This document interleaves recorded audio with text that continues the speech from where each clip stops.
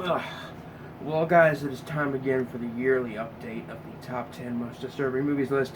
But because I want to mix it up and I don't want it to be, because I'm starting to run out of movies and stuff, so, but there's still quite a few disturbing movies I've yet to see. Stuff like The Green Elephant, and stuff like, women's red guts, that film that was made by the guy that made Tumbling Doll Flesh. I still have a few to see, but I've seen a lot of the major ones, so I'm gonna start mixing it up. This year it's a 15 list. It's gonna be a shit ton of editing, which is why I'm recording this not a month ahead of time like last year, but actually I'm recording this like, let's see, today is the 23rd. I'm recording this about 6 or 7 days ahead of time. So, yeah. Criteria for this list is it's disturbing by my personal tastes. It's from 15 to 1, 15 being the least disturbing on the list, and 1 being the most disturbing. Get this out of the way right now. August Underground is not going to be on the list. The Serbian film is obviously going to be on the list. There's no disturbing movie list that is complete without a Serbian film. There are also quite a few films on here that I've never heard mentioned as disturbing movies, but I personally find them disturbing, to be very disturbing, so I've put them on the list myself. So that really covers it as far as introductions go, so let's just get on to number 15 on the list. That's fucking delicious.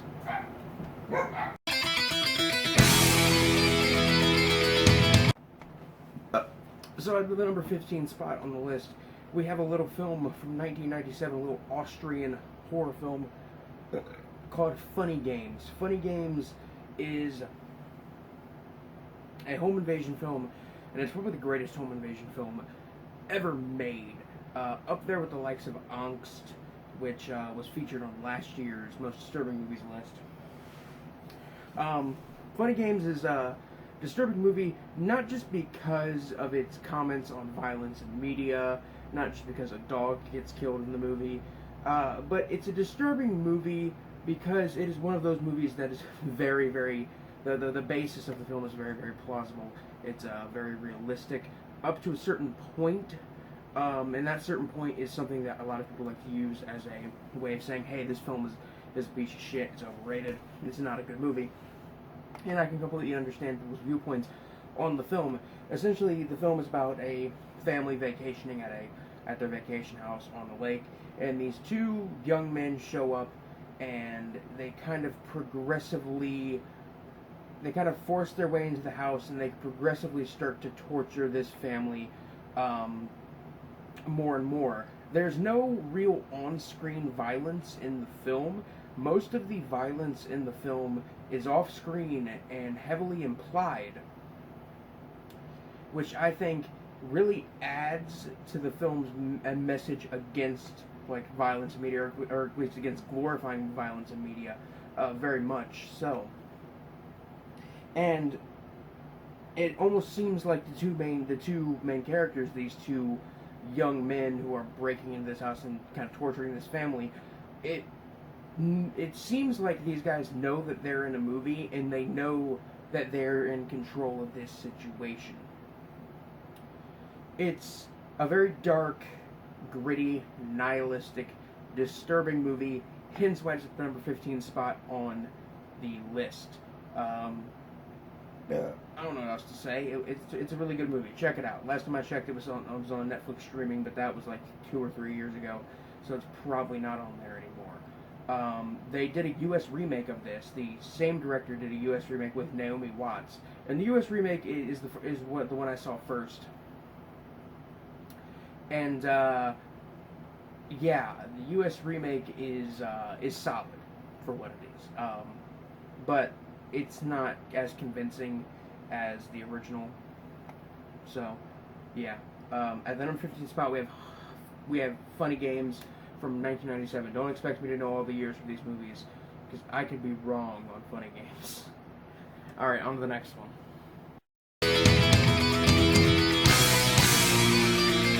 like I previously mentioned when talking about funny games, there was another home invasion film that was on my list last year. It also makes the film this year it also makes the list this year at the number 14 spot. I'm talking about Angst from 1983. The only film from this director, and it's a shame that it's the only film he ever made, because it shows a lot of talent. Essentially, if I had to compare Angst to any film, I would say it's another Austrian film too, which is crazy, but I would say that Angst is a very similar film to Henry Portrait of a Serial Killer. It is very much set in the mind of a serial killer who gets out of prison for the first time after spending, I think it was about 10-15 years in prison after nearly murdering his own mother. He gets out and he has been living in this prison in this town for years, but he's never, been around this town, so he doesn't really know anything about this town. And the film is very low on dialogue, but very heavy on the plot. And the main character, the actor who portrays the killer, he is very good at what he does. He portrays the character perfectly. The film is told almost entirely through inner monologue. There's, again, very little dialogue. The acting is very good. The film is very believable. Very, very plausible home invasion horror film. And that's the same reason I said that Funny Games was a disturbing movie, because it's very, very plausible. Angst doesn't have some kind of deep, meaningful message in it about violence in media, or whether or not we should glorify violence in media, but it is a very poignant film that makes me afraid to go home alone at nights when I get off work and I'm the only one that's going to be home. Because it really shows how easy it is just to break into somebody's house and hide out until they show up and then just take control of the situation. I really like the movie. It's a great film, and it really is just a legitimately, not just a legitimately disturbing, but a legitimately horrifying little film. Again, like I said with Funny Games, this is one of the best home invasion horror films I have ever seen. It is the best home invasion horror film ever. Fuck Strangers. Strangers is a fucking piece of shit film. This and Funny Games are where it's at when it comes to home invasion horror. Because these films are actually scary and they're actually disturbing. And one of them actually has some kind of point to it. Also, did I forget to mention Angst, the character, the serial killer, is the murderer in Angst is based on a real life serial killer. What else am I supposed to say? It's a really good movie, really good disturbing movie. Gaspar Noé, the director of Irreversible, as well as Enter the Void and I Stand Alone. Excuse me. He said this is one of his favorite movies of all time, and as much as I don't like any of his movies, I would have to agree in saying that it is a very good film, and I can see how it has inspired his work. But yeah, that is, at the number 14 spot, we have Angst, which in English translates to fear. But I don't think that's as poignant of a title. I'm fucking tripping over my words here because I don't prepare scripts for this kind of shit. Anyway, on to the number 13 spot.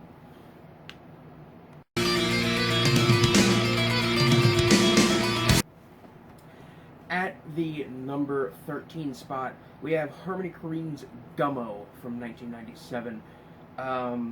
Gummo is essentially a film about nothing, but that's kind of the point. It's a pretentious John Waters film, almost. It's a dark comedy, it's a drama, it's a psychological horror film. It's a shitty art film to some, and a masterpiece to others. I believe that Gummo is truly a masterpiece of nihilistic cinema. The film originally received an NC-17 rating strictly for the nihilistic and dark behavior of all of the characters, a good amount of them being teenagers. Gummo is set in Xenia, Ohio, which is a town in Ohio that after a tornado hit many years ago, it's never really recovered.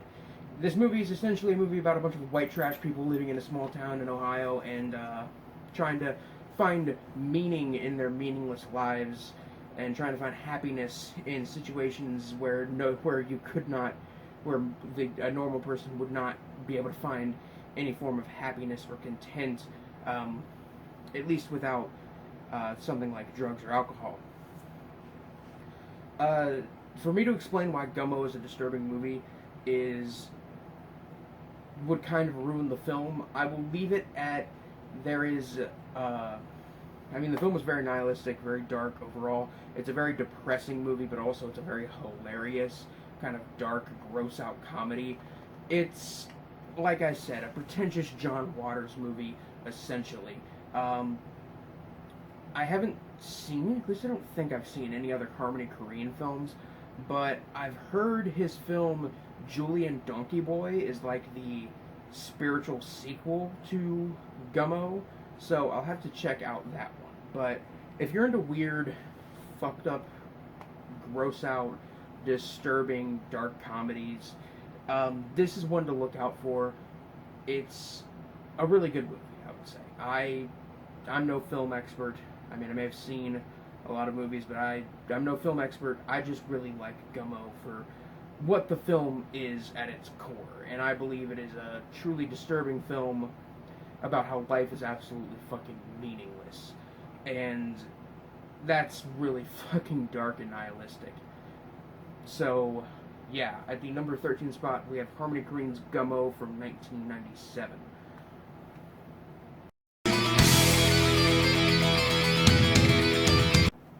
At the number 12 spot, we have Men Behind the Sun, which I believe is from the mid or late 80s, maybe even the early 80s. Men Behind the Sun is another one that, if you've watched my Disturbing Movies videos before, you're probably familiar with it. I'm familiar with it. I put it on almost every single Disturbing Movies list that I've made.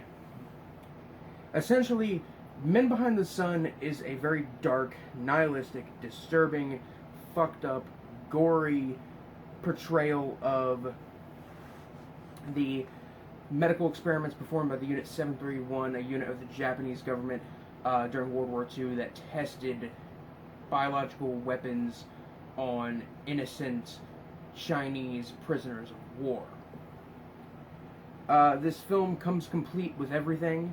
It's got child death, animal cruelty, not real animal cruelty. It's been proven that it is faked, but still, scenes of people being tortured and blown up in all kinds of hideous, disgusting, fucked up ways. It's a movie I find disturbing not just because it's a gross, gory movie, but because being experimented on, especially with biological weapons, is one of the most horrific things I think one could ever experience, as far as kind of harm to your physical being. And it's one of the last things I would ever want to happen to myself or anybody I know. It's horrific to think that this film is pretty much based on fact, and that we could do something like this to people who are the same as us, just that they're from another country. I don't know what else to say about Men Behind the Sun. If you have seen the film yourself, you know what I'm talking about. If you haven't, I would recommend you see it. Again, like a lot of films on this list, it's very, very gross, disturbing, fucked up, and not for the faint of heart. But it is one to see if you have interest in the subject of the Unit 731. So I guess that's it. That's all I have to say about Men Behind the Sun. Let's get on to the next one, which is number 11 on the list.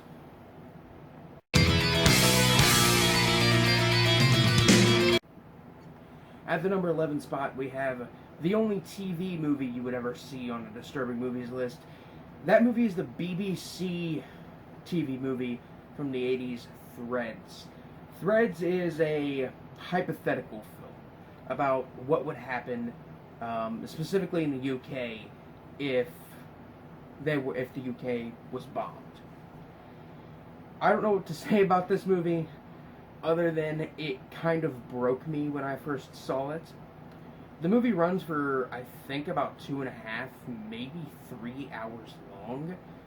And it's not a very, like, violent film, I would say. There is violence in the film, definitely. But it's not the level of violence you would associate with disturbing movies that are on the level of something like a Serbian film. What we have with Threads is very much like hell. The last few movies I've talked about is something that is very real and that is very plausible. A nuclear holocaust is not something that we are out of reach of. It's not something that is far away. Currently, the doomsday clock is sitting, I believe, at 3 minutes until midnight. Midnight being destruction by nuclear war, or specifically, but it could also be some kind of major cataclysmic event that would basically end the world.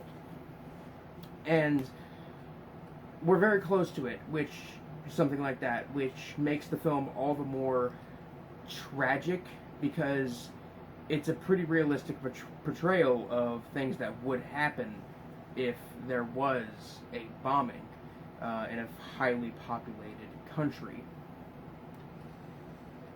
It's a depressing fucking movie. It's a movie not a lot of people say is a horror movie because it's a BBC TV drama, but it's one of the many films that is like, oh, it's under the drama genre or under a different genre that I would just straight up say isn't a drama.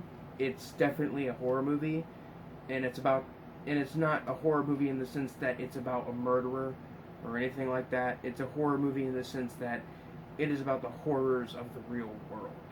The world we are currently living in.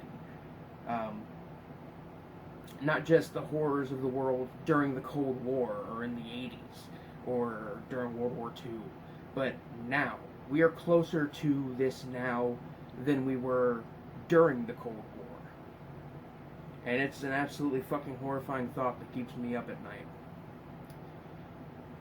Threads is kind of hard to find here in the US. It doesn't have a DVD release. I had to buy a bootleg from a convention, but I don't regret buying the bootleg at all because the film is very, like I said, very fucking disturbing and a very good movie as well, despite the long run time. On to number 10. Yeah. I want to fucking kill myself.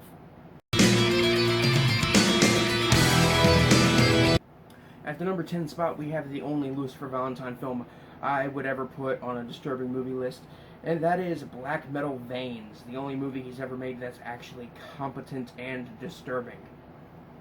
Apparently, Lucifer Valentine currently is working on another documentary project, so I'll be interested in checking that one out. But what we have here is a film where Lucifer Valentine himself went online and seeked out people who specifically are addicted to heroin and asked to basically just film their daily lives. He soon became friends with these people, and these people happened to be in a black metal band. Taking away the shitty editing of the August Underground movie, not the August Underground movies, but the Vomit Gore films, and adding in actual kind of intriguing elements to the film, as well as people who aren't absolutely insufferable when they're on camera. Black Metal Veins is a movie about addiction and depression and death. I watched the film this year, actually, and I was genuinely surprised that Lucifer Valentine had made something that wasn't just competent, but that actually disturbed and shocked me.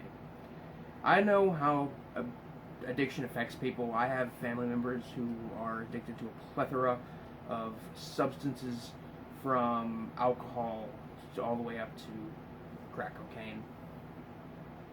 And I've seen how it affects them. But seeing these people living together in this hovel, just doing whatever they can to score drugs, is absolutely disgusting and horrific and nightmarish. like I've said with almost all of the previous movies, this is something that is real. This is well, specifically this is real. All the footage in this film is real. This is a documentary, but these are things that happen in our world today. These are things that you walk down the street and you can see yourself depending on the city you're in. And it's absolutely fucking disgusting and horrific. One of the people he even became friends with and was shooting the documentary about died on camera, overdosed on camera, and he filmed it. By the time they realized the person was dead, the camera was still rolling. It's a very, like I said, it's like I've said before with all these other films, it's dark, nihilistic, depressing. Specifically, this film is immensely depressing and disturbing. And I never thought I would have to put a Lucifer Valentine film on one of these lists, but here I am doing it. At the number 10 spot is Black Metal Veins, directed by Lucifer Valentine. Alright, on to the next one. Number 9.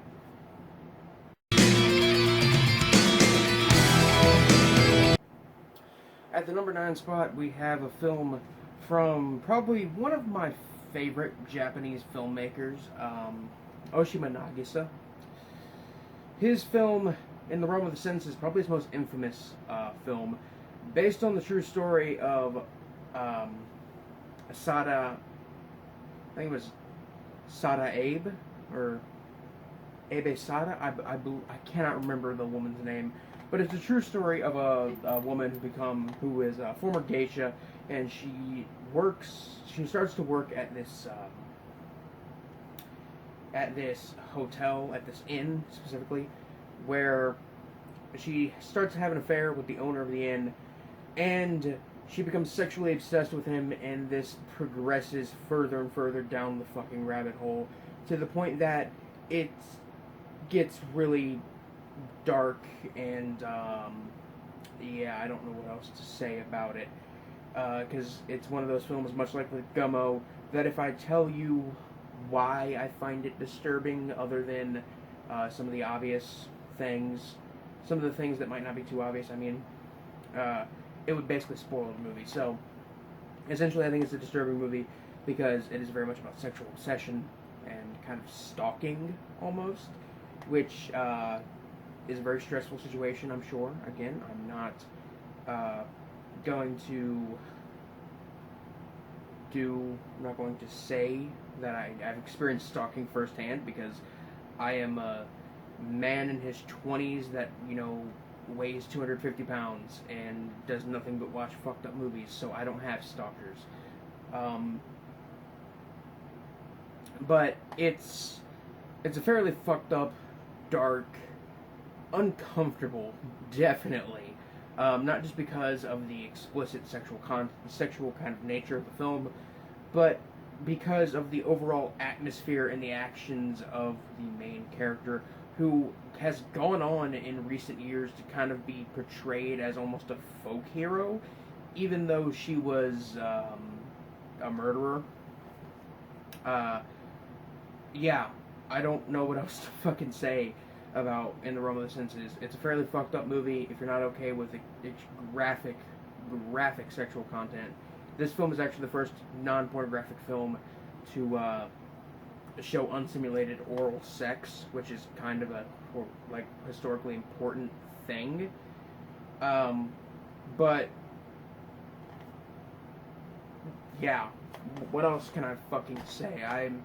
I'm changing shirts in between takes to make this more interesting to watch, but it's not working. It really fucking isn't. I'm losing viewers by the second. So, on to the next movie, which is number 8 on the list.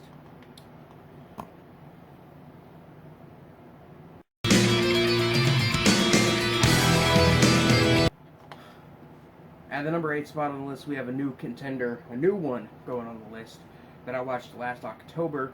A little film called In a Glass Cage. Another film that is very much a psychological horror film, very psychologically fucked up and disturbing. It's essentially a film about a former Nazi who is hiding out with his wife and kids in Spain, I believe. I believe this is a Spanish film, actually. Pretty sure it is, but he's hiding out, and somebody discovers that he is still up to some really fucked up Nazi-esque kind of shit, and he, in an attempt to hide, to spare the shame on his family, he attempts to kill himself, but ends up as a vegetable in an iron lung. Unable to breathe on his own, he needs a machine to keep him alive. He then gets a new male nurse who is a grown man who seems to be a ghost of his past. This is a film that I could spoil what makes it fucked up, but again, spoiling it just kind of ruins the film's effectiveness overall. So I will say right now, on top of being a Nazi, which is fucked up to begin with, this guy also was in charge of killing children specifically, as well as a few other things. The main character is absolutely fucking deplorable and hateable to the extreme, and this nurse who shows up and starts to progressively kind of torture him is honestly just as bad. I don't know what to say about this film. It's a very psychologically disturbing film. It's John Waters had something to say about the film, and he said, "They don't make art shockers like this anymore.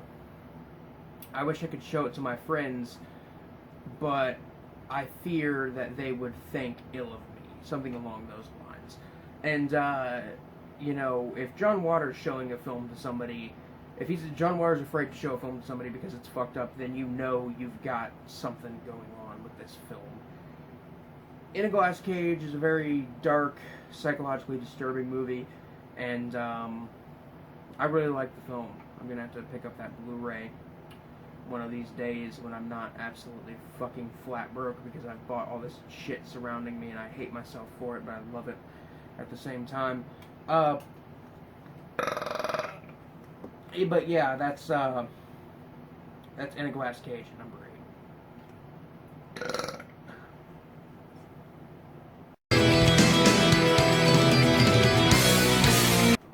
Alright, next we have the big one, the one everybody puts on the fucking list at the number 1 spot.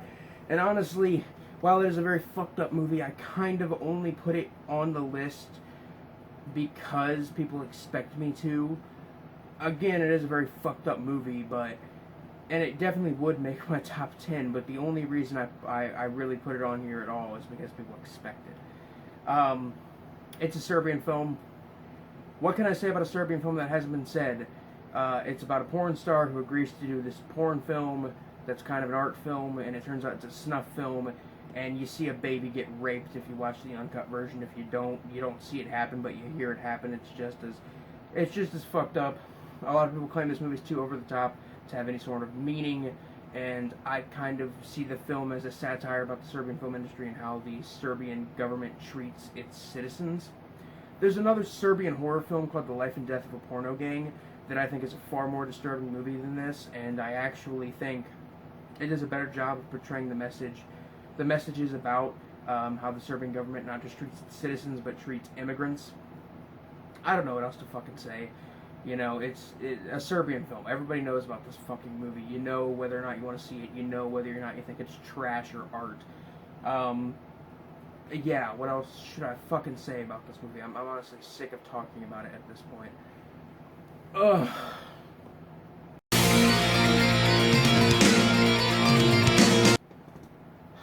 At the number 6 spot, we have Orozco the Embalmer, a film I discovered a couple years back, and I'm honestly surprised that this film, nor the director, has gotten a lot of attention, because his films are legitimately disturbing. He's released 3, 2 features, and then one that was released as a feature called Junk Films, which was basically a bunch of short documentaries he filmed. But the guy focuses a lot on kind of shockumentaries and real death footage and stuff like that. He released a film a couple years back called The Wasteland, which was essentially a like hour and a half long doom metal music video, which was pretty interesting. But his masterpiece is from 2001. It's called Orozco the Embalmer. Essentially, this Japanese kind of videographer heard about this famous embalmer in Colombia, I believe. I don't want to say Colombia and be wrong, but it was definitely in a let me just say in a very poor country. And this guy does business and embalms corpses out of his garage, and the place he embalms them, it looks like something straight out of a fucking Eli Roth film. It's barbaric, to say the least. Orozco is the only embalmer in his entire town, and this is the kind of town where people get shot and the bodies are left on the streets to rot and decay and just kind of fester and smell terrible, bake in the sun. And he only embalms corpses if people pay him to. There's legitimately a scene in the film where a woman comes to Orozco with her recently deceased infant daughter, and she's like begging to have, for him to embalm her and properly embalm her and bury her. And he legitimately says to this woman right to her face, and she's like crying and begging, what the fuck are you gonna do for me, bitch, if I embalm your child? She eventually does get the money to pay Orozco, and he embalms the fetus, and this is seen entirely in the film. It's on the list not just because it is a very shocking, disgusting, violent, gross film, but also because it shines light not just on the kind of unhealthy kind of medical condition, like the kind of social state of other countries, but it also shines light on poverty in other countries and how this can even affect somebody like an embalmer. There's the old saying that says there's one person who will never go out of business, and that is an embalmer / mortician, because everybody's got to die. And that makes sense. That makes too much sense. But even in poor countries, this guy is kind of struggling to stay in business. It's a very dark, upsetting film, not for the faint of heart. And I'll be honest, I've only watched the film twice, and I don't even think I need to watch it again, because it really fucking gets to you.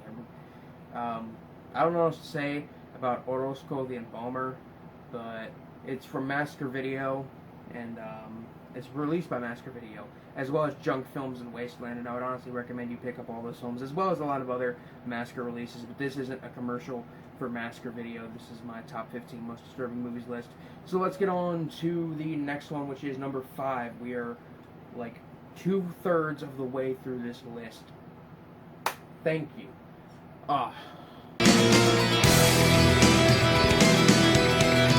Okay, at the number 5 spot on the list is another staple of my disturbing movies lists. It's Titicut Follies, the only film to be banned in the U.S. because it violates HIPAA laws of doctor-patient confidentiality. A documentary film shot inside an insane asylum in the 60s. Very much a film about mental illness and the kind of mistreatment of mentally ill people. There still aren't a lot of facilities for mental health in the U.S., and it's a fucking shame.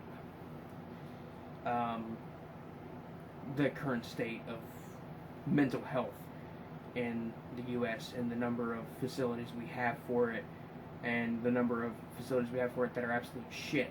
But it was even worse in the 60s. In the 60s, they kind of just threw anybody in an insane asylum if they had the slightest problem. There's a guy they interview in the film who says he's in there because his friend turned out to be a communist, so they arrested his friend and then put him in an insane asylum for it. Only a couple of the people who actually appear on film seem to actually be mentally ill. The rest of the people who appear on film seem to be normal people. There are multiple scenes where people are just mistreated by the guards and orderlies in this mental institution, and it's a very dark, depressing movie, essentially just about mental health and how, yeah, we don't have a lot of facilities for it now, but in the 60s, even if we had facilities, it was absolute fucking shit. And how, we're lucky. I mean, we're kind of lucky to have at least what we have today. And,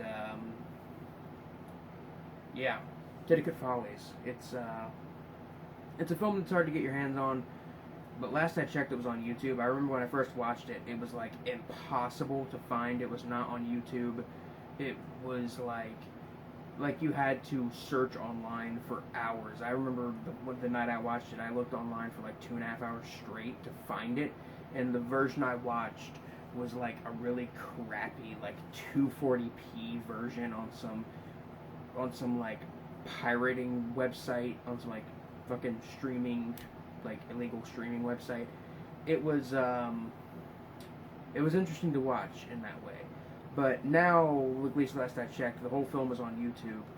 But the film is still banned. I wish it would get, like, a release from Criterion or somebody like that, because it needs a wide, like, release. Because this is a film, I believe, even today, people need to see.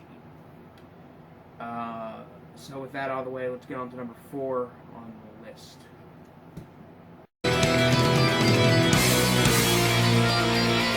You know what, I'm not going to change my shirts between takes anymore, because I really don't fucking want to. Next, at number 4, we have The Life and Death of a Porno Gang, the Serbian film I previously mentioned.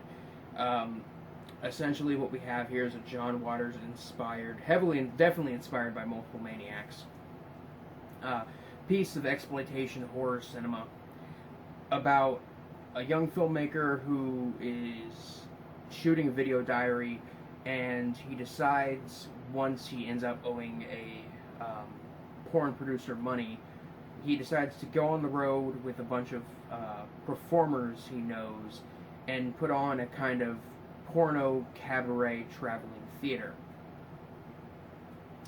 Very similar to in Multiple Maniacs, with the kind of traveling gang of perverts just doing all kinds of gross, perverse things for money. It's a very similar plot. Along the line somewhere, they realize they're not making that much money, and they decide to go into snuff filmmaking.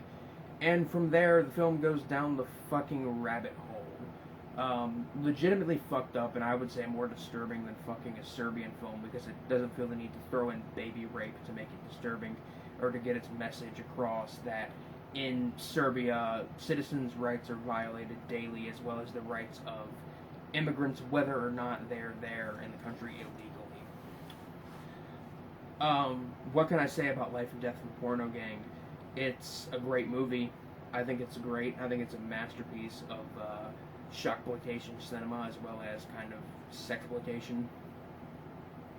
And like I said, in relation to a Serbian film, this film's I think this film is far more disturbing and fucked up. And I don't know what else to say about it, so I'm gonna fucking end it there and get on to the next one, which is number 3.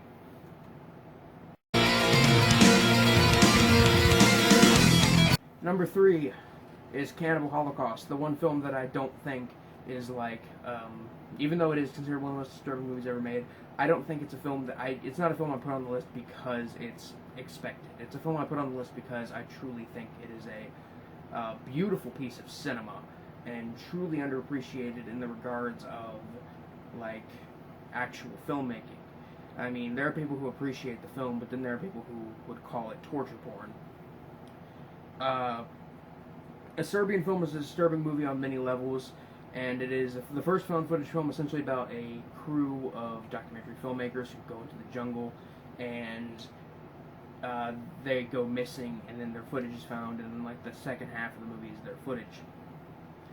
And it's kind of revealed that even though these people living in the jungle who are eating other people and killing innocent animals, they aren't really the savages here. We are, because this apparently civilized documentary film crew goes down to South America to document cannibalism, and in order to make their film more sort of sensationalist and more interesting and more more kind of a sensational, shocking, interesting, they decided to burn down a village of innocent tribespeople who are just kind of trying to live their lives, and they kill a jungle turtle and fucking eat it. That was real. All the animal cruelty in this film is real as well.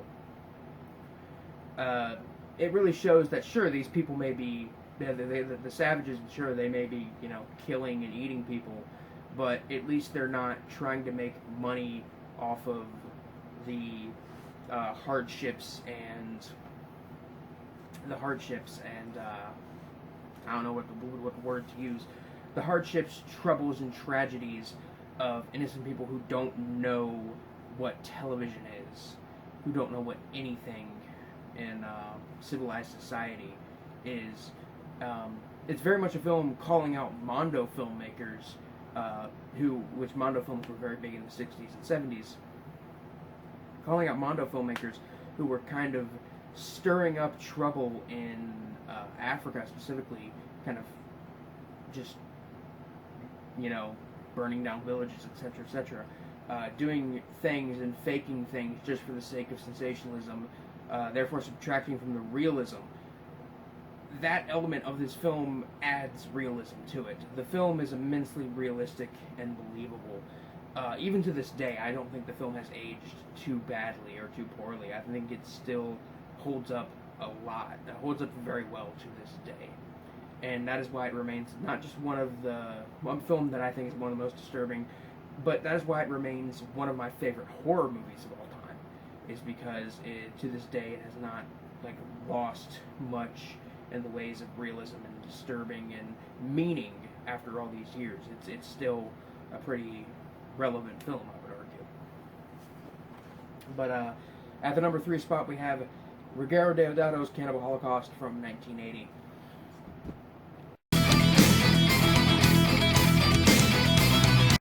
Next, we got the Russian film from the 80s, Come and See. A film essentially about a young boy who joins the Soviet army to fight Nazis and witnesses the horrors of war. He is then kidnapped by Nazis and kept as a prisoner of war, and witnesses as the Nazis burn down an entire town full of innocent civilians. Jesus, is this movie not just disturbing on an emotional level, but immensely depressing. This film doesn't have a lot in the ways of graphic violence, but that doesn't keep the film from being a stomach-churning, upsetting, and all-around just make you want to fucking kill yourself level of... just all-around make you want to kill yourselfness that it has gained as a kind of a reputation throughout the years. I watched Come and See after hearing it was a fairly disturbing movie, and I expected to maybe be disturbed a little bit, but I didn't expect to find a film that isn't just disturbing, but is beautiful, and not just the way it's shot, or the way it is, directed, but in many different ways. It is an anti-war film, very much, I would say, in the vein of Johnny Got His Gun. Another film I would say is an immensely depressing movie. Both Come and See and Johnny Got His Gun are anti-war films about the horrors of war and how war may not seem like a big deal to us Americans who don't have to deal with Nazis coming into our country and burning down towns of innocent people, but in other countries, people do have to worry about that kind of thing. Did have to worry about that kind of thing in times of war. We don't have to worry about stuff like that. Not just in the 40s or 50s or any previous era, but even in the modern era. We don't have to worry about people coming into our country and just burning down a whole town of full of innocent people, because America as a country is,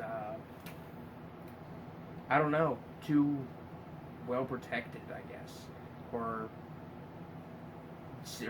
we might even seem too radical at times.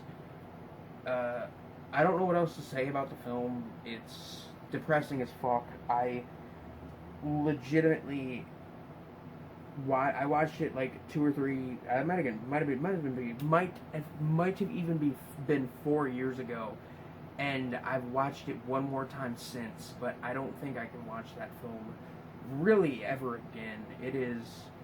It's too much. It's too much of a.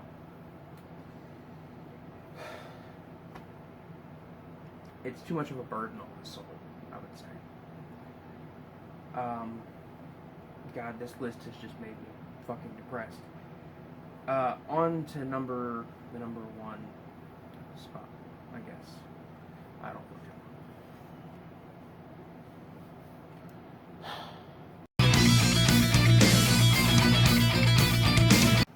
Now what? What film could be more disturbing than Cannibal Holocaust, a Serbian film, Men Behind the Sun? What film?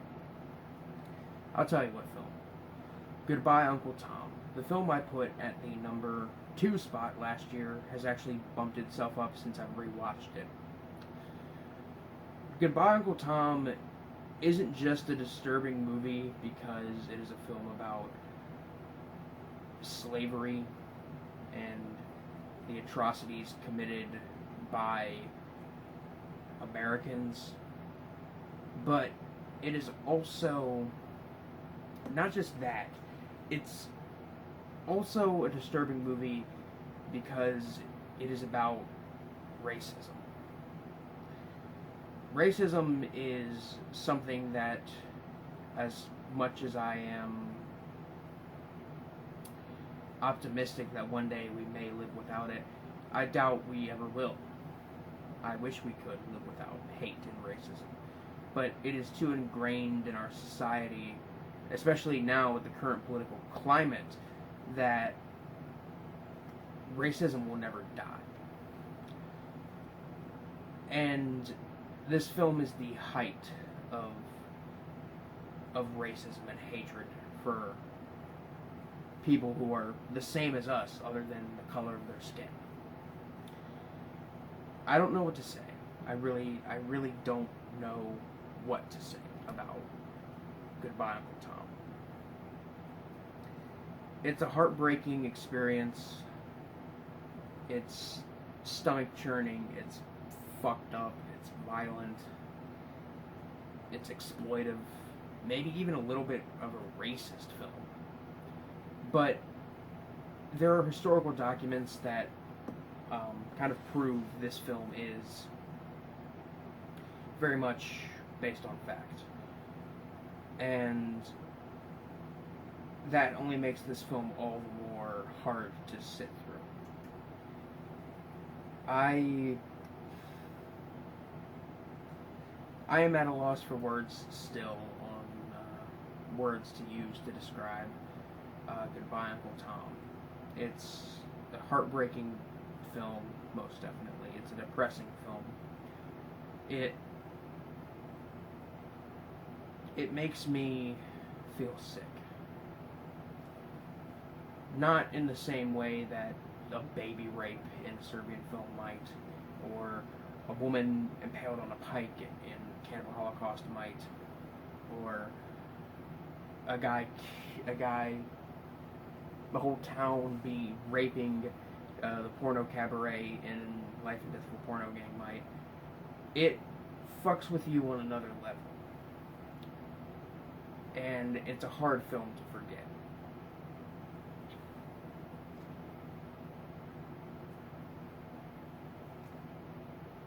I don't know what's more shocking with this film. The fact that people agreed to make it, or the film itself. I'm at I've already said this like 16 times in this just one segment so far, but I am at a loss for words to describe this film other than see it. It is a film I believe a lot of people should see because it's an important film. Not just because I think it's the most disturbing movie ever made, but because it's based on historical fact. You know,